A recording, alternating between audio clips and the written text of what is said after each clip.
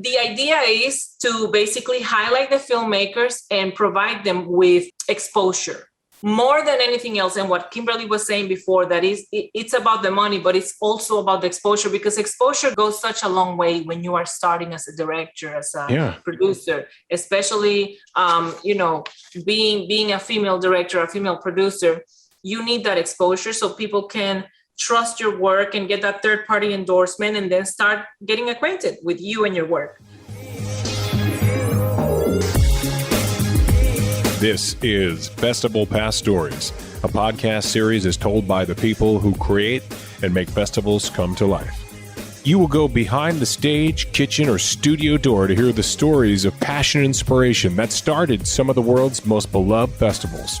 Hear the startup stories and how an idea went from what if to what's next. All right, friends, this is FestivalPass Stories podcast. We are, of course, presented by Dos Hombres, the artisanal mezcal meant to be shared. Don't drink it all yourself, please, please. Created by Aaron Paul and Brian Cranston, who know a thing or two about film festivals themselves. We'll get into that in a second. Have a drink with us at doshombres.com/delivery. And ever wanted to have the opportunity to invest in a product early on? I see my guests are like, tell us more about this product. Yes, it could be the next Airbnb. What am I talking about? Talking about FestivalPass. So learn why entrepreneurs and celebrities with exits approaching $10 billion, that is with a B, like, oh boy, have already invested in FestivalPass. Go to invest.festivalpass.com to learn more. And friends, the future is female. And for a guy like me who grew up in a house with 3 older sisters, so was the past. And today, I am joined by board members of the Florida Leaders Opening Worlds, or as the cool kids on the streets know it as FLOW Film Festival, the all-women film festival, not just film festival and market. We'll get into what and market means. Festival friends, say hello to Kimberly Douglas, Tiffany Porter, and Alex Bello. What is happening, ladies? Nothing. They're speechless. There's nothing happening. Kimberly, I'll start with you. What's happening? Yeah. It's all happening, man. Like we are super excited this year. It's our second season. We had a huge amount of success last season in spite of the COVID pivot. We were kind of put in a position where like, are we going to continue? Are we going to hang it up? And we just forged ahead, and we've had really, really good responses. We have amazing filmmakers. The quality of our content has just completely blown up. It's really difficult this year to make selections. And last year we actually had one of our world premieres go for the nod for Academy Award. Incredible. And now this coming week, we have another one of our world premieres from last year that's trying the same. So we're super excited to be in support of them, screening out of the Bronx. Nice. And our festival is in about 2 weeks. It starts the 26th. It runs through the 2nd.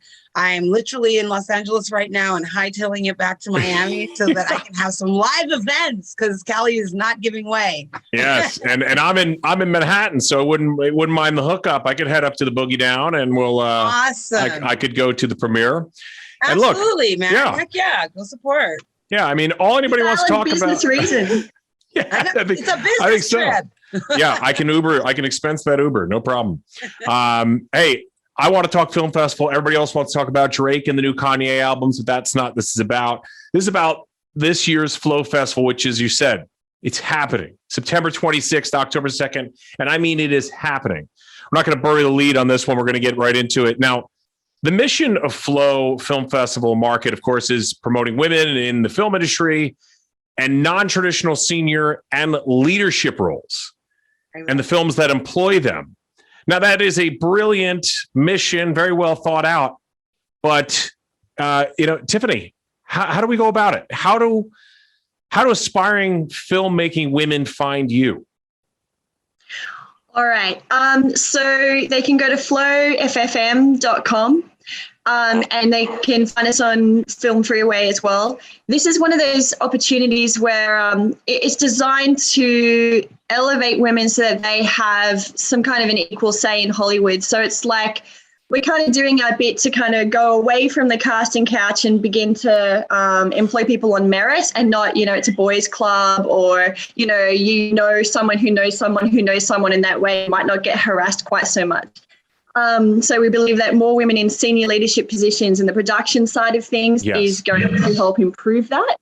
And so that's what our mission is all about. So women have a really amazing opportunity, especially women who aren't well connected, because not only do we have our festival, we have all of our networking meetings after and around the festival, both virtual and in person. We also have a market that we are developing that is basically a one-stop shop for aspiring filmmakers and existing, well-established filmmakers. They can find everything that they need. They can find, if they need distribution partners, that, there'll be a stall there or people there that are representing them online. If you need, to hire gear, there's, places for that. If you, want a casting agent or like anything that you need in the production of a film, you can find with us. So, and during this festival, Kim, while it's not just about filmmakers. Tiffany was just mentioning other people in the industry on the production side. You're talking about people who are union, non-union, grips, everybody behind the camera, in front of the camera, not just actors and filmmakers. So how do the other people get access to the festival? And is in this market that you're talking about, is there an opportunity for somebody who might just say, look, I have no desire to be walking a red carpet or anything like that. My desire, I have a true passion for real filmmaking and I love sound, for instance. Is there something for everybody at this festival is what I'm saying, regardless of what they're doing in the industry? Absolutely. A huge part of this festival is the networking aspect and actually bringing together filmmakers with people that have their certain passions and allowing them to collaborate. One of the things I did over the last year out here in Los Angeles was facilitate us having studio space, access to equipment, also obviously getting the name out, but just kind of building the resource on this end. And we actually did sponsor the production of our first short film over here with this really young, very talented filmmaker, Sabrina Lasigu. And she shot a short film about, human rights and trafficking. And we provided her with studio space. We did her crafty. We provided her with all the technical aspects that she needed to be filled. But then we're pulling from our pool, right? So I have a filmmaker right now who's written an incredible script. They're in South Africa. Well, I have films that were submitted from South Africa. So now I'm connecting those people saying, hey, this is somebody with an incredible script. Maybe we can help finance it or sponsor it somehow and bring them together with the person that has already executed. You know what I mean? So it's all about really just making those relationships and keeping ourselves open and available. So we, like Tiffany was saying, we have access to incredible talent across the board that can do everything from, helping you develop your idea, write your script, go into production, finance.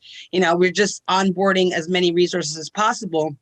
And one of the things that we found when we launched last year is, without intention, we launched a streaming service, essentially. Okay. To be able to execute. Like we had to make a streaming service to execute a virtual festival. Yeah. Well, everybody was learning on the job, right? All of a sudden people are like, yeah, we got to start streaming. How do we start streaming? Exactly. But I didn't get it. At the time. I was like, oh, we got the festival. She's like, no, we have streaming capabilities. And I'm like, what? Wait, what? So what ended up happening now is because we have the library that we're developing. And right now in Los Angeles is a feeding frenzy. And it's just all the big guys are competing for each other's libraries, trying to buy like these old libraries out. We have all original content, all under 5 years old. We're building on that premise.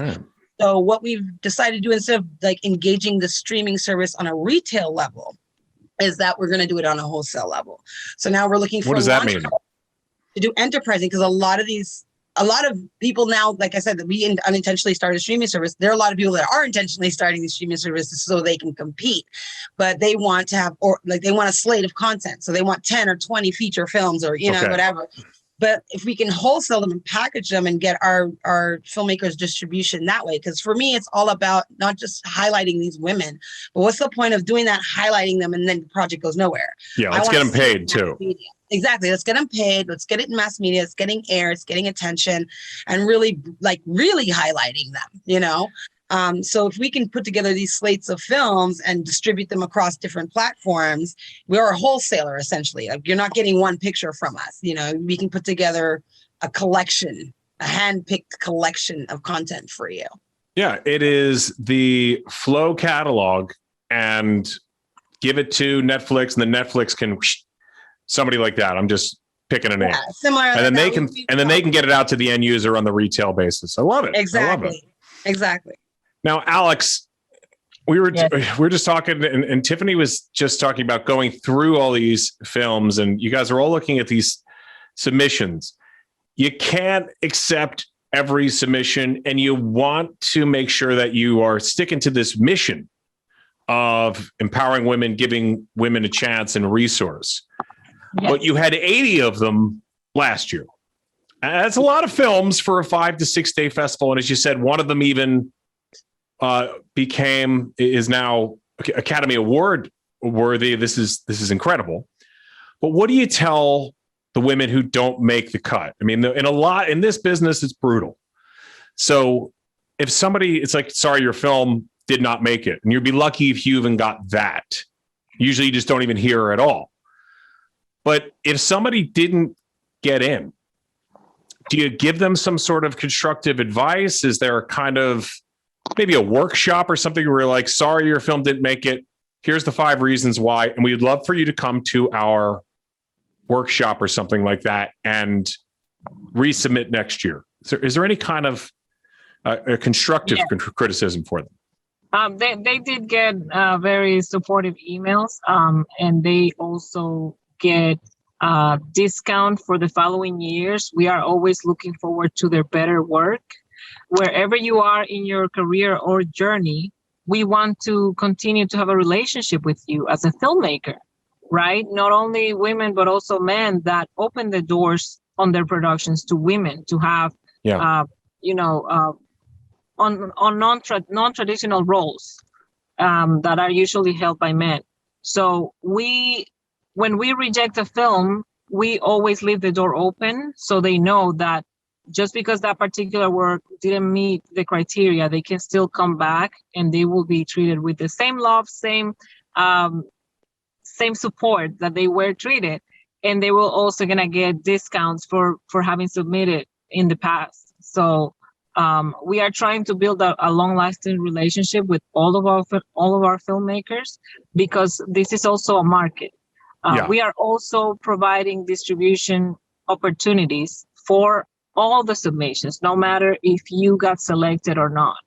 We are looking at all the submissions to be able to propose them, to have them as part of the proposal for distributors. So the distributors can watch something that we didn't pick, but if they want to distribute it, it's also an opportunity. So this is it's a great business model for everyone, benefiting the filmmaker more than anyone else. And if my numbers are correct, I believe last year 42. That's more than half of the films that you screened.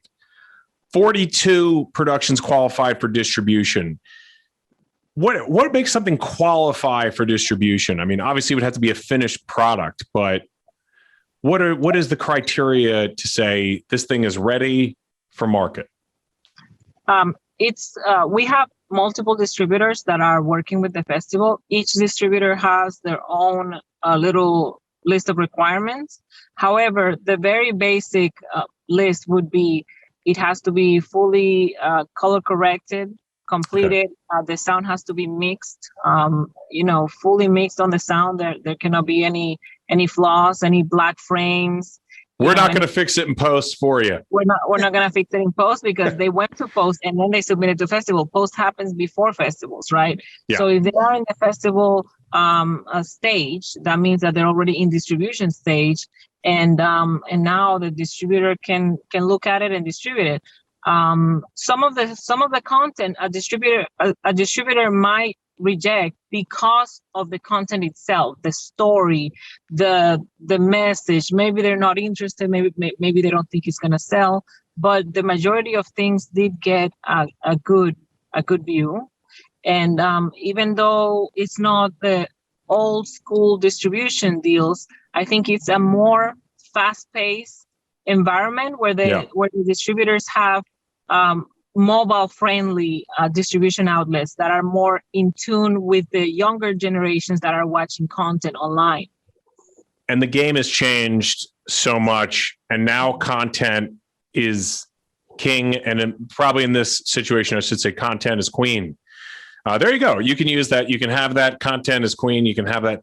But it used to be that, like, it would be impossible to get something to market, to get distributed. And there would be just this, all of these gatekeepers. Now it's like, you could throw it out there on YouTube and people are like, have you seen this thing? It gets 3 million hits. Your little production that was going nowhere, all of a sudden you're getting calls from, and as you said, it's not the old school studios. You're not waiting for Warner Brothers to pick up the phone. It's at the same time, it's like, it's also kind of a crapshoot, right? Yeah. So the films that we award as a festival are guaranteed distribution. Like, they can see our whole library. But those films that get awards, they are definitely getting a distribution deal, possibly several options. But, like you say, you can throw something up on YouTube, you can throw something up on, a lot of filmmakers are now, which wasn't a thing when we started, is like, I'll just shoot it up on Amazon, because Amazon's just taking everything, but it's a method of throwing stuff at the wall and seeing what sticks. The difference here is that it's hand curated. We're not taking everything. We don't keep everything. We don't engage everyone. Like, we have a certain standard. If you're going to promote these women, it's because they're providing a certain standard of quality of content, of story. And we even have, like, a lot of what I've done this year is waivers to women in production in Iran. And we don't have an exorbitant number of those submissions by comparison, but it's like, they don't have the capacity to submit to any film festival. Like, they work off of waivers essentially. But if you have women in Iran directing and producing quality content, right? Competitively quality content, I think that they deserve air. Yeah, absolutely.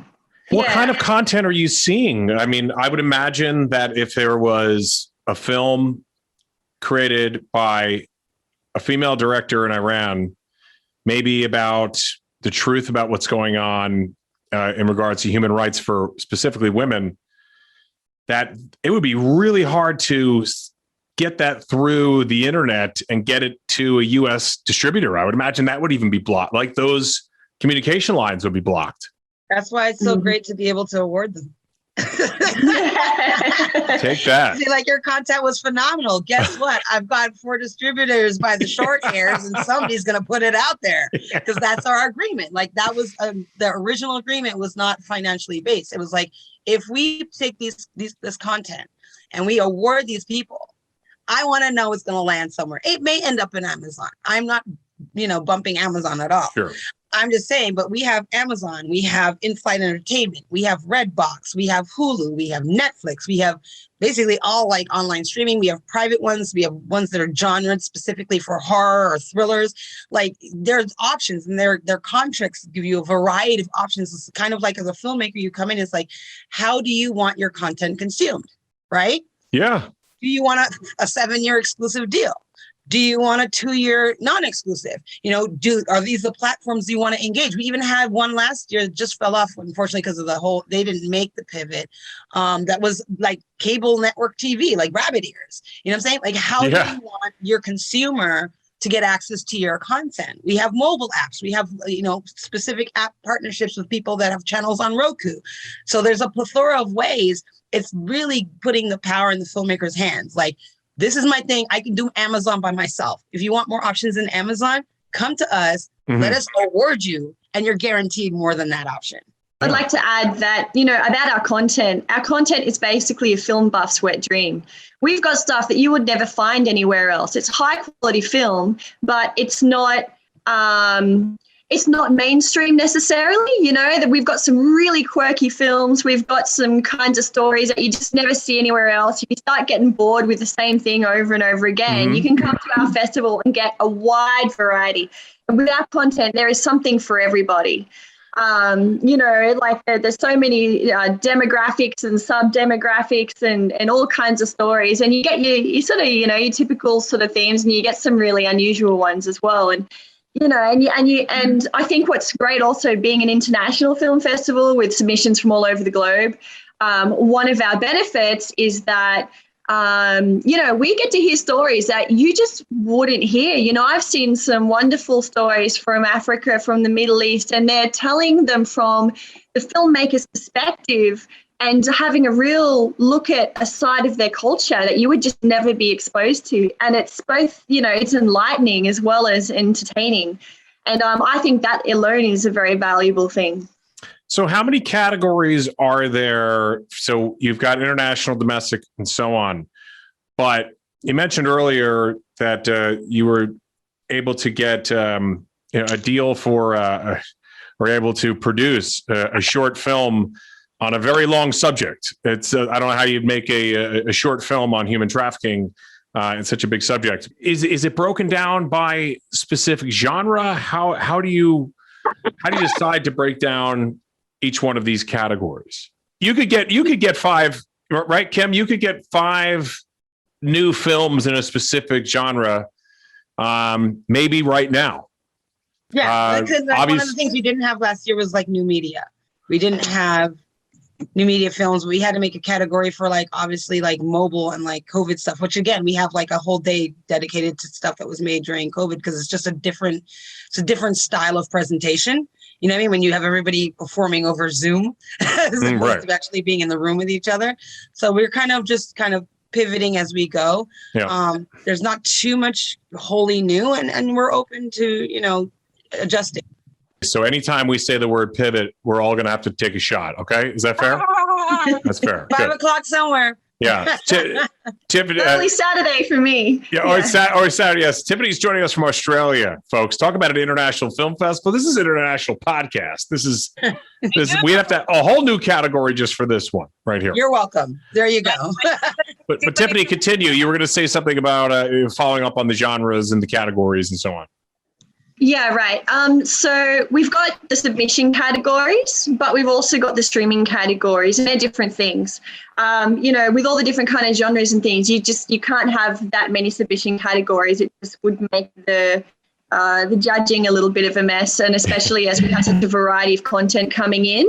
It's good to have sort of less categories in that. But when we actually go to streaming, then we can narrow it down further. So, you know, I don't think we had a COVID category per se this year, but we can have a COVID sort of day that we have those films that we're showing.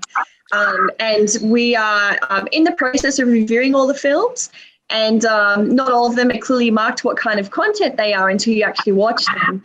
And so we've got over 100 films this year to get through. I've had 36 hours worth of films that I've had to go this week, and I'm not quite finished yet. So when we do that, then, you know, next week we're going to have a very busy week arguing over how we're going to actually put them online this year, what sort of categories we're going to have, what times of the day, what, you know, and actually starting to sort them out. And that's our next challenge. Incredible. Hey, we jumped into it because that's what you have to do in these podcasts, but we got into it so fast, we didn't even take a moment to get to know our founders. So I'm going to go around the horn here real quick, and then we'll get back to the content and promoting the festival. Kim, I'm going to start with you. Now, you were a successful actress. Why table that, or maybe even shut that part of your life down? You know, while things were hot, I was looking at some of the credits. It's like, man, she's been in everything. To be a founder of a festival that helps other aspiring filmmakers. Isn't this something that you're supposed to do 30 years down the road? I kind of feel like I probably could have waited 30 years, but I had a very interesting trajectory. I was, yes, as you say, I was successful working as an actress in LA. I started off as a model and actress in South Florida. And when I started my family, I left Los Angeles. Like I literally was like to pop. And I was like, finally, I'm exhausted. And I went back to Florida and I started working behind the camera. So I started picking up, the directing hat and producing hat, script supervision, that kind of thing. And ultimately, I mean, I've always loved film. I'm a film aficionado. So I was at 10 festivals and I got this opportunity to be GM for a festival in Miami and I leapt at it. I was like, oh my gosh, I get to general manage a film festival. And one of the years, I think probably my third year in, we had guests. It was another international festival. We had guests that had come in from the UK. And one of the filmmakers used a photo op as an opportunity to grope me. And I went to the director because I'm GM. I wasn't going to make a scene. Wow. And I said, look, you need to handle this situation. And the response was, well, you know how this industry is. Oh, fun so times. The thing is, like, coming from an actress perspective, right, and dealing with that nonsense to then getting like to where I thought was a fairly credible position, right, to encounter that, I was like, we're not doing this anymore. Oh my God. So at the time, that's around the time I met Tiffany and we started like having these conversations, both being in the industry. It was like, man, like, how do we get around this? This is so antiquated. This is so 1950s. Like, and hey, Kim, you know how it is. This is the way, you got to play a little grab ass now and then. Come on, just put up with it. You're like, no. Everybody, whatever. No, I don't have to put up with it.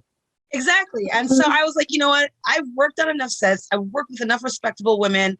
And it wasn't just about women, but men also that supported, my participation. That was a wholly different experience. And I have a great love for the industry. I have a great love for production. I was like, there has to be some kind of safe space where you just go to work, get paid, be creative as possible, kick butt and go home, Yeah. And that was kind of like the birthing of that back and forth with Tiffany was like, okay, I had this idea. And then she's like, well, I can see how we can flesh it out. And then she's the techie person. And I'm like, I'm the arts for art's sake. And she's like, I can do all the tech. And Alex is like, where's our money? Yeah. It's a beautiful. Luckily there's an accountant on the team. Well, then we'll jump into that. Tiffany, you're also one of the founders of this, and you've been in the business since age 2, but it's not just film, it's multidisciplinary art background that you have. Why did film become the vertical that you chose out of everything else that you've touched in the world of art in your life? Yes. Well, I've found the entertainment industry all over is pretty much like the film industry. We've all had our Harvey Weinstein moments and, I mean, he's not even the worst player. He's just a small time compared to some others in Hollywood. He was just the most high profile name that for some reason they wanted to throw him under the bus, and I'll always wonder why. Anyway, so, I started off in music and, it's absolutely no better. And I've also done, a range of other arts, but I've had my fingers in film for a very, very long time. I've done things both in front of and behind the scenes, acting, sets, costumes, all different kinds of things. And I founded and led a collective of filmmakers. So we were 90 or so strong in a coastal city, which is, not a huge city. And I thought that was a pretty solid achievement given the size of the, people we had. So it was more like a film simulation project where, if you didn't have a lot of funds, it's okay because you had a talent pool to draw from. And then the idea is you kind of profit share if it goes anywhere. And otherwise you're getting experience and having fun. And so that was probably one of the last things I did before leaving the country. And then I actually serendipitously found myself the face of and volunteering at the same festival Kimberly was involved in, which is how we met. I like it. Yeah, I unfortunately didn't meet Alex until Kimberly brought her on, but I was extremely happy to meet her. She's a wonderful co-director and a really solid base in our team, and I'm loving her. But, Kimberly and I, when we actually, Flow was founded, I was actually coming down from an aviation festival in Florida, and I had a 5-hour drive back to Miami and had my headphones on, and we pretty much spent that whole 5 hours planning Flow. So that's where we came up with the name and the branding and the concept and, you know, all the ways that we were going to do things, and we're getting each other really excited about it. And I'm one of these people that if I say I'm going to do something, How do we do it? Right. Well, but I actually do it. And so I don't understand people that we get all excited and plan things and then there's no follow through. I love Kimberly because she follows through as I do. And so when you have people Kimberly's like that too. Kimberly's like that too. Yeah, absolutely. Yeah. And so this is, you know, it's why I love working with this team. This trio of leaders you've got in front of it are the most follow through people that you probably find in their business. Now, there's people equal to us, obviously, otherwise nothing would get done. Yeah. But without people that actually follow through, everyone has great ideas, but not that many people pursue them and pursue them as determinedly as these ladies. Very true. And you sort of set me up there with a little segue to Alex. Alex, you're another film buff. You've been in front of the camera, behind the camera. What was it about these other two? Because you came in after them, but what was it about these two founders that made you say, I found my home, let's go? You never said that. I had to twist her arm and beg her. What? I like to make it sound much more romantic. Twist your arm and beg you. It's like, Alex, I need you. No, like Kimberly called me one day and she told me about the situation with the festival. So the moment that she exited the festival, she immediately started thinking, okay, I'm going on my own and this is what I'm going to do. And then she told me the whole thing about the festival. And I said, okay, you can count on me. And she said, I'm setting up already a board, and I have people already involved and it's going to be very good. And we're starting, right away. And I was like, that's great. So I started working on it with however I can. I usually like working with film festivals and in film festivals, doing the media, doing the news distribution, covering the red carpets. I like supporting in that way and helping with crafting a message, putting it out there, filming it, and anything related to, I guess, public relations and marketing. So it was a pleasure for me to do that. And like this weekend, I'm going to be watching a lot of content as well for the festival, just to give my 2 cents, because I do like watching all the content and seeing what's out there. And we are very excited. This is a solid second year, and this is only going to get better every single year.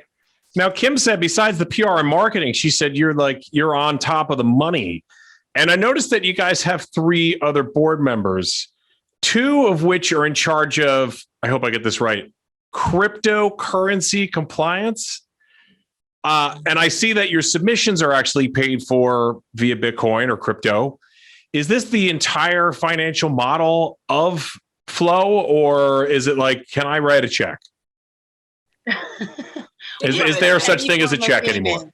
And Alex is super humble, but Alex is such a powerful woman in this space. I cannot express my gratitude and like how I gloat on her participation. She does it all. Like, she helps steer the rest of our board. She's always on top of it with the figures. She helps with our contracts. Most of them she executes herself. She's such a planner. She does our filmmaker interviews independently. Like, she's on top of our social media. She's got so many hats on, like, and my head spins thinking about it. Like, and literally the 3 of us, I can just steer the other ones around. So go here. And it has been a tough year because COVID was tough for me, and we launched the festival during COVID, during this whole craziness, the world's going to end, and depression and all this stuff. And then I myself went through a long divorce, I would say, almost a year-long divorce process. I'm sorry. And with those 2 things, it's fine. With those 2 things,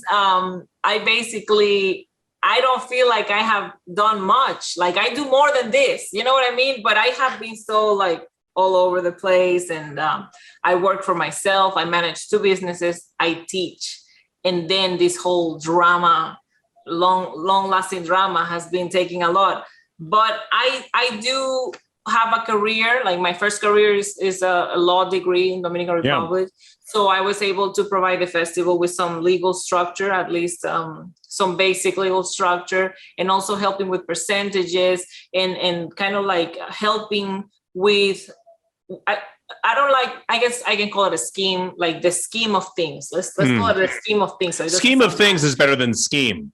You know, scheme just sounds like scam. So we'll go scheme of things. Yeah. Exactly. So the scheme of things when it comes to percentages and numbers and distribution and redistribution of money and earnings and profits. So I was able to consult about that and kind of like create a structure for the festival that can even like operate by itself, because once you create a template and you create a structure, it's all about doing the same thing every year and filling the blanks every year. So that's basically what we want to do. We want to create a festival that is able to work on its own, and then we can operate it and manage it and promote it and then keep feeding it.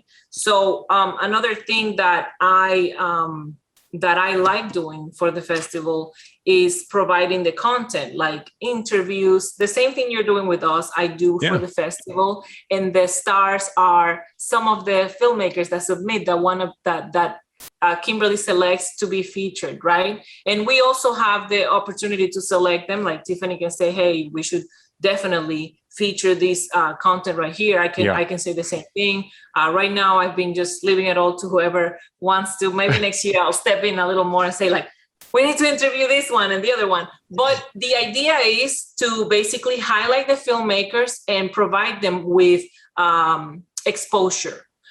More than anything else, and what Kimberly was saying before, that is, it's about the money, but it's also about the exposure, because exposure goes such a long way when you are starting as a director, as a producer, especially, being a female director, a female producer. You need that exposure so people can trust your work and get that third-party endorsement and then start getting acquainted with you and your work. So we're doing that. And on my own side, I am a filmmaker as well. Yes. So I'm a filmmaker. I started film 12 years ago. Before that, I started in theater when I was 9. So I've been acting since I was 9. I've been on television since I was 14, and modeling as well. But when the time came, I decided to go for beauty pageants instead of television, because there's such demanding careers that you either pick one or you pick the other one. Right. So I went for beauty pageants, and I was able to travel to different places in the world. And once I finished my beauty pageant cycle, it was actually at a film festival that I made the decision, okay, now I'm going to go back into the entertainment industry. I went to this beautiful film festival in Ischia, and I was able to see Gael Garcia Bernard, whom I have met before when I was like 16 at a photo shoot. And I was able to meet different people, and I was inspired, and I decided to move to the United States from Dominican Republic and start my filming career and forget about the modeling and forget about the beauty pageants. You know, it's amazing, folks. Just please remember that this group is bootstrapping this, making it happen, and they all are leading other day jobs until they get to a point where this is how the dream starts with every entrepreneur. And you're hearing from 3 women who, they're founders of this, but they're running other businesses. They're essentially entrepreneurs in their own lives outside of this. And everyone's like, this doesn't even sound like a side hustle. It sounds like a full-time hustle, which it is. And as soon as this one ends, they're going to be planning the next one. But we talked about the bills there and the crypto, and put crypto aside. How do you pay the bills? I mean, I saw there's some sponsors. What was the challenge like, Kimberly, in getting sponsors year one? And do those sponsors, are they still with you for year 2? Year 1, we didn't have sponsors. Okay, that's how hard it was.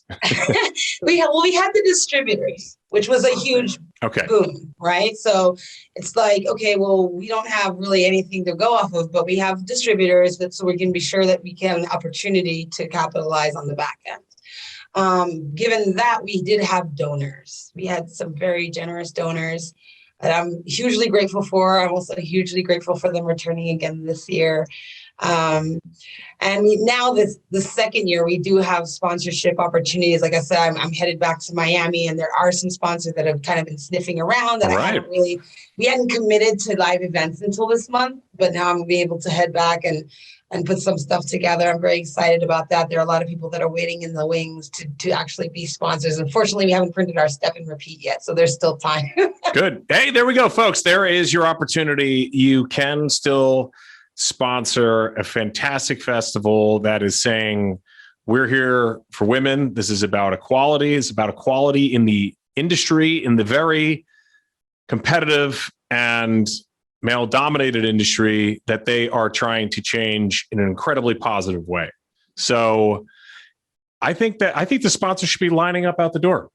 I'd like to add something here too. So this festival is entirely, well, especially the first year, was almost entirely self-funded. So we were really excited with, all the parties that we had planned, Miami boat parties and going to the Bahamas and networking events and stuff. Yeah, and then now we're getting to the good stuff of the film festival right there. Right. Like, this is the perks. This is why you work your butt off at your own expense all year. You know what I mean? But I do want to give a special shout out to Nick, Kim's husband, Nick, because he has been extremely generous financial contributor, and he's probably the main, I would say, like a sponsor of the film festival.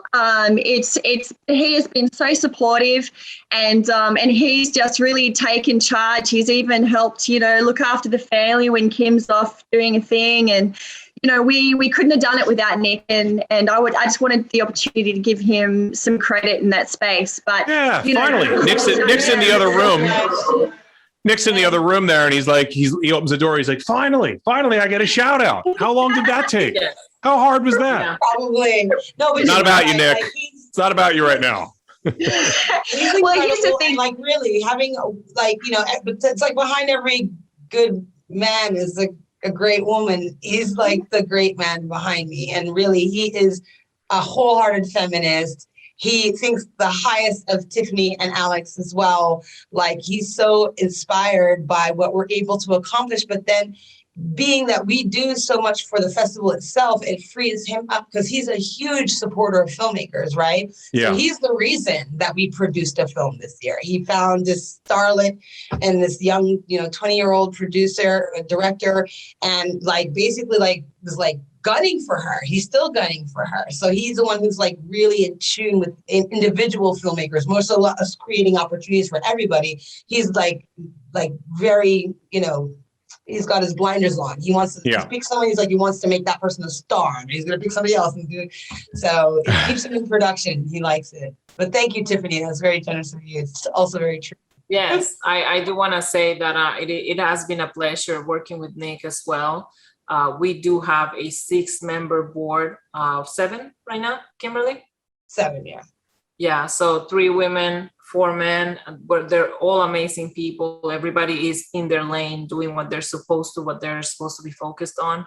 And that is exactly how an efficient team works. Yeah. You don't have 7 people doing the same thing, overseeing the same thing, because that doesn't make any sense. One person could do the same job because it's going to take us as long. So you have 7 people doing their own thing, leading in their own departments, maybe having a final say along with Kimberly about some things. But I always recommend ultimately let the person manage their department and delegate to them so we can all be free in doing what we're supposed to, and Kimberly be free in promoting the festival and doing all of the stuff that she does, and Tiffany can be free doing all of the things that she does digitally and virtually and all the coding. And everybody has their own little agenda and their own expertise, and I wouldn't have it any other way. I think a great team is full of people that complement each other, and they are strong in what the other ones are weak, and that's exactly how we're doing it.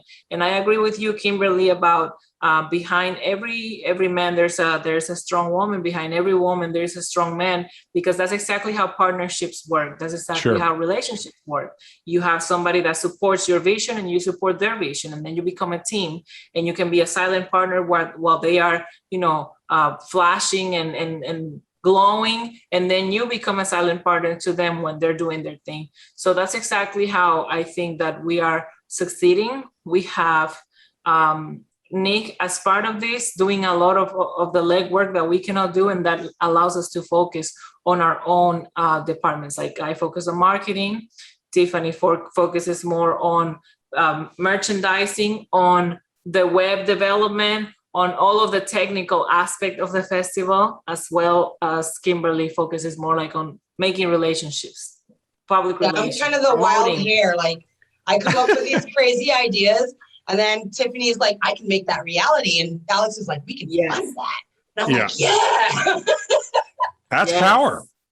It's awesome. It's awesome working with these ladies. It's amazing being like identifying with them, being supported by them, but also being like on the same wavelength. You know what I mean? Like just having somebody that can see your vision. And even though your place is different in the execution, but you're like both pushing for the same thing as hard. It's been an incredible 2 years, just like making our relationship so much closer. And I can't wait till we're all together physically again in the future. When Flow has a home and a hub and we all like work in offices and be boring corporate people. Yes. Incredible. So then let's talk about this, because I want to go. You guys, your passion has sold me on the festival. Is there a VIP ticket? And if so, what's it going to cost me? I don't have crypto, so how do I get it? Well, we have you don't need a VIP ticket. I don't need a VIP ticket. Any kind of payment. All right. Well, you could PayPal me. Or, you want the ticket though. No, you don't need a VIP ticket. Your media. Oh, look at that! Yes, Alex. There goes Alex. Alex, I'll take on the interviews. I'm like, where is the money for certain people? But there are people that you gotta know. Well, look, I'll take on the interviews you don't want to take on, Alex. How about that? That's how I'll earn my keep. Awesome. Done. I don't know if there's any of those. Done. But there's people that are listening to this and watching this that are saying, all right, enough talk. How can I get the tickets? Where can I get them? For all the other people who must buy a ticket, other people that are watching and listening to this, they are dying. The pent up demand. There we go. We should do a shot for that too. But there's the pent up demand for events. And they're like, Pat, enough talk about the festival. I know what it is about. I know the mission. I want to go to Flow Festival and I want to go VIP style. So sell me and sell our Festival Pass members on why they should get the VIP Fest or VIP ticket for Flow. Okay, so our VIP ticket it's all inclusive, obviously. It's almost akin to the kind of ticket you would get as media. So you'll get access to all of the content that we have curated. You get access to our after parties, both in person, which will be on Miami Beach, online, which is at Verbella. You get access to our workshops. We have a filmmaking 2-day intensive workshop. We have also a masterclass on, this is more for filmmakers, right? The VIP Pass is a lot for filmmakers because we have a robust schedule of presentations and speakers. So we have holistic classes that are for like well-being. We have, like I said, a director workshop that's a master class. We have a couple other things sprinkled in there, everything from casting to other types of production. We also now are going to have our live events, which that schedule will be going up within the week of different locations that we have settled on to not just do screenings, plus our awards ceremony, which is like the epitome of everything awesome sauce. And like I said, use both virtual and in person. So a VIP Pass gives you access to every possible thing and access to us because you'll be occupying the spaces in these places that we're in. All right. I love everything about the festival. And as I said, I grew up with 3 older sisters. But what if I decide that I'd like to make a film, even a short film, about a guy growing up with 3 older sisters?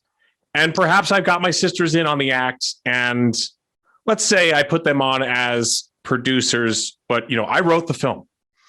Is there room for a guy putting together a film? And I know there's lots of outlets for me. But let's say I want to focus on this because I love my sisters so much and I want to highlight how incredible they are. So could I submit this to you and you could say, well, This is interesting because this is pretty much all female focused. It just happens to be written by a guy. In our film festival, everyone can win an award. Everyone can submit. Everyone can benefit, even from the VIP treatment, from the market, everything, no matter what gender you are, as long as there is a woman in a production role in the team that is normally, it's a senior leadership position that is normally occupied by men. Okay. So this film festival has something for everybody, and we love our men and we encourage them to apply as well. That's excellent. I'm glad I asked the question. And actually, there's something else I'd like to say to that. Sure. We have been successful in our mission here because we've had filmmakers that apply that have not met the criteria.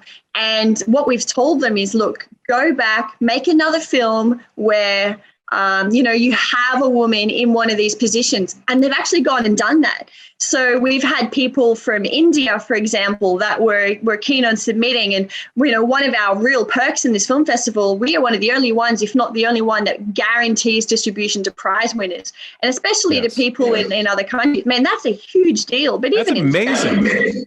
Yes, that's right. So we've actually begun to stimulate the entry of women into film leadership positions in other countries around the world because of the mission of our festival.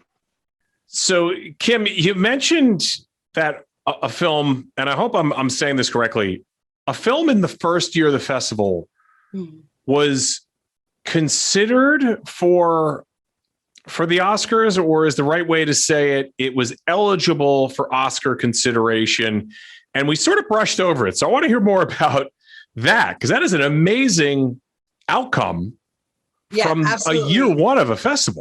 First year festival, you usually have to wait 7 years to even qualify anything. But because of COVID, there was this amazing loophole, right? And this producer and her team, Christy Trebadass. Trebadass, I'm sorry. Is it? I want that name. I want that name. Her team put up a short called The Mob King to be considered. It qualified for consideration. Because of COVID, It was able to screen outside of Los Angeles, and they did qualify. Wow. They didn't get the nod, but the effort's the point. And so that's on the resume right now. That's on the resume for your festival, and that's on the resume for this film. We're going to do it again, but we're doing it again. Like, I am pushing these filmmakers to be the absolute best. Let's get your stuff out there. So we have one this year as well that I've been working literally hand in hand with since last year. And he is screening his film. It's a man, but he's got women in his production. It's called Death Offers Life, and it's screening in the Bronx the next week.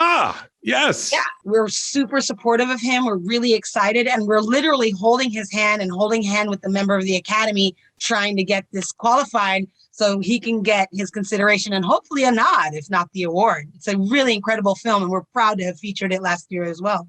Incredible. Head up to the Bronx for that one. Please. We have really long arms. My arm stretches all the way to New York to literally hold his hand. Out of frame to the Bronx. Awesome. Tiffany, now we're in year 2, and you already had so much buzz about year 1. Are you seeing the submissions from the same directors and producers? Or are you seeing new stuff? And overall, is the quality taking it to, now you're at year 2, are we taking it to level 2 in the quality? Yeah, absolutely. So I've been watching through the films this year, and we've had such a lift in quality from last year. We did have some excellent productions last year, obviously, but overall, like, the majority of the films that I've watched this year have been the next level, and it's been really exciting to watch. And we do have some producers that have repeat submissions, and I always feel like a bit of a mum because I'm so proud of the progress that some of these filmmakers have made, and some of them I'm like, you just got a little bit more to go, and I want to reach out and go, look, just do this and this, and then your quality is just going to lift so much. But it's actually fun watching these filmmakers journey with us. And watching them evolve as filmmakers. But yes, we actually, something that surprised me about this year's entries is that we had a lot more feature films. Like last year was predominantly shorts and a couple of features, but this year is a lot more feature films, which is excellent, but also harder because then, you know, that's just more hours we need to actually go through more. I just think that the quality is incredible to me. Like last year it was fairly, I won't say easy, but it wasn't as challenging to like pare down what we would screen, right? This year, I'm kind of like, I don't know, like there's not even a handful that I can just say, oh, we're not going to deal with that. Like over 100 films, it's like, I have no idea what we're screening. Do we have to add another day to the festival? and I'm so happy that people are focusing more on feature film content because they are getting it. They're understanding that it is a business, that there is a market, and that they need to take their idea and expand it and beef it up and turn it into a feature film, because a feature film will always have a better chance. It's also perfect for our distribution end because everybody wants it. Like now I like have the core content that everybody's like jonesing for. I'm like, hey, you want features? I got features, you know? So in these new submissions and the quality is better in year 2, do you ever see something from a director from the year before that you just said, no way, not good enough? And then year 2, you see that name again. And if you do, are you able to be unbiased and watch that movie and just say, I'm going to give this person another chance? So I actually pride myself on my objectivity. I've rated highly films I've personally disliked quite strongly, as long as they match certain judging criteria and the quality of the production. And I've noticed that Alex and I score things very similarly. So I appreciate the fact that my fellow judges here, we're all very unbiased, and we do try to be as objective as possible. We want to give the highest quality filmmakers a chance, and those that aren't quite there yet, we want to kind of just give them little nudges and nods as much as we're able to help get them to that quality. Because one of the things that we want to do with our festival, we don't just want to elevate women. We want to elevate exceptional women. We want our awards to mean something. We don't want to give them to people that are subpar, that someone will come in and go, oh, why did that win an award? You know, we want our awards to be like, wow. Yeah, like, wow, I won a Flow Film Festival award. That means I am internationally recognized as having produced a quality film. That's what we're out for. Also, Excellent. We have a whole panel of distinguished judges. We are very fortunate to have participation from other individuals that come from other film festivals. It's something I definitely wanted to integrate to have like more gravitas, right? So we have Miami Web Fest represented on our judge panel. We have Fort Lauderdale International Film Festival represented on our panel. We have several other educators and people that are prominent in South Florida filmmaking that are on our judge panel. So it's no one person, you know what I mean? So it's not like, it's not left to Tiffany, it's not left to Alex. It's not, you can't blame anybody. It's just a collective decision. Additionally, us directors and those that are kind of actually employed in the festival, we only pre-select the films. So we narrow it down for the judges. And so the judges can then come on board, and they've got nothing to do with us whatsoever, and they have the final say. So you can always be sure that when you submit to us, you have as neutral and biased and professional a chance as possible. All right. So if I am an aspiring filmmaker and I just found out about this, there's no way my film's going to be ready, but it'll be ready next year. Yes. I can come meet you and say, excuse me, Kimberly, Tiffany, Alex, hi, I'm Michelle, and this is what my film's about. How do I submit for next year? There's a super easy one. And this is because I'm very readily accessible personally. We have our Film Freeway account, which I'm intending to keep, even though we're probably going to add to that next year. But our Film Freeway account literally has my phone number on it.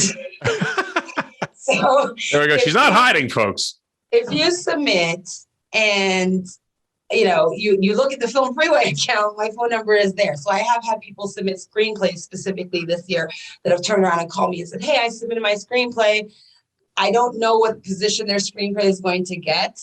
But, as far as us looking into Flow producing something every year, it'll be in consideration for something like that, depending on what the board says, who's read it, all that stuff. So if you really need direct access, I'm right there. All right. Tiffany, tell me all about the website, the social media, the action figures, the merch. Where am I getting it all? Yes, so everything can be found on the website flowffm.com. That's Flow Film Festival and Market .com. And so, yes, so basically, you've got the links to the ticketing, you got the links to the submissions, and when you sign up for the tickets, you'll get on our email list, and you will, every day of the festival, you will get exclusive access to a secret web page that has that day's showings. You'll have 24 hours to watch all the videos of it, and then we change the password, and then that's it for that day. So that's basically how we are running it at the moment. One day, when we have our own streaming service, it'll be maybe a little bit more sophisticated. We'll have your own logins and everything. We are actually working on that kind of thing, but, being a labor of love and having day jobs, it's a little bit beyond what we can pull off this year. But, there is that, and we are developing a community online, after parties such as Verbella. We've actually had some excellent networking meetings last year.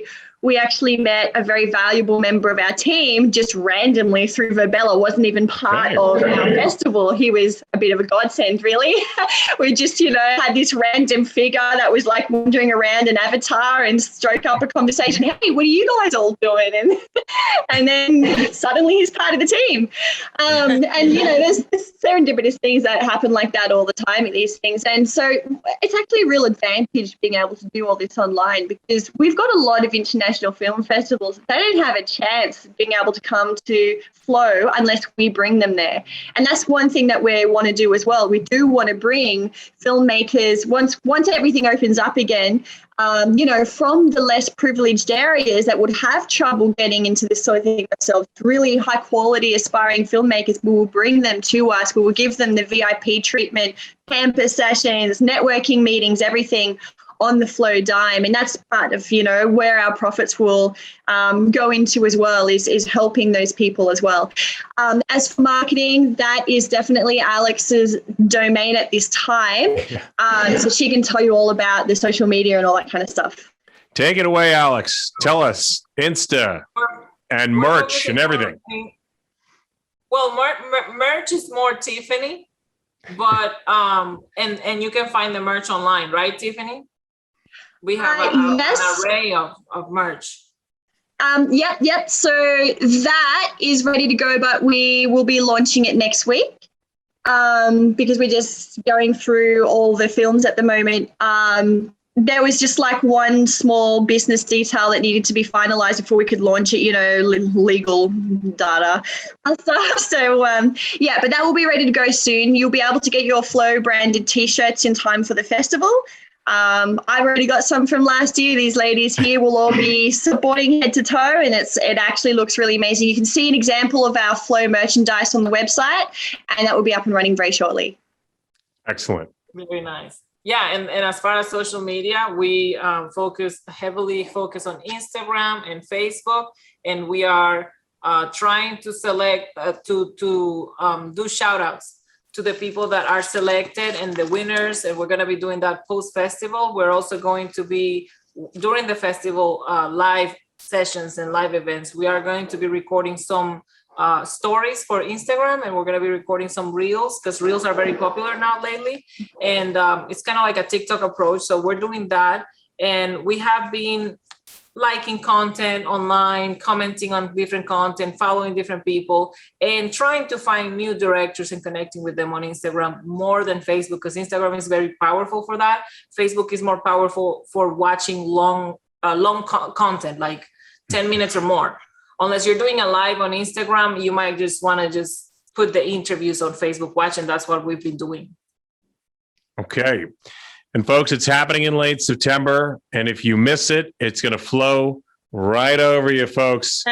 And we will see you in Miami in late September. And we will see you all next time on festivalPass. Tiffany, wow, incredible. Kim, Alex, I'm blown away. I can't wait to hear more. Maybe next year we'll do it live from Flow Festival 3. Sound good? All right. Absolutely. We'll see you there, and we'll see you guys next time on Festival Pass Stories. Thanks a lot for joining us. See you later. Thank you very much. This is Festival Pass Stories, a podcast series is told by the people who create and make festivals come to life. You will go behind the stage, kitchen, or studio door to hear the stories of passion and inspiration that started some of the world's most beloved festivals. Hear the startup stories and how an idea went from what if to what's next.